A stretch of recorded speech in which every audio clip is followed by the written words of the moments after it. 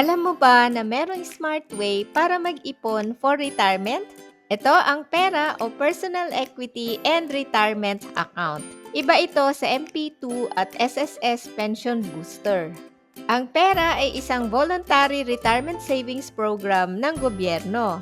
Ito ay dinisenyo para matulungan kang palaguin ang pera mo ng tax-free at maghanda para sa iyong retirement.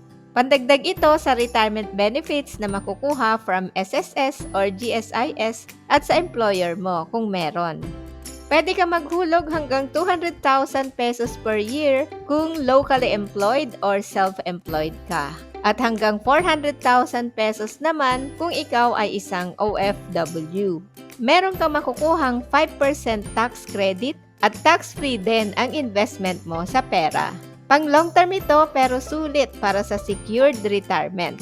Panoorin ang video na nakalink below to learn more about pera.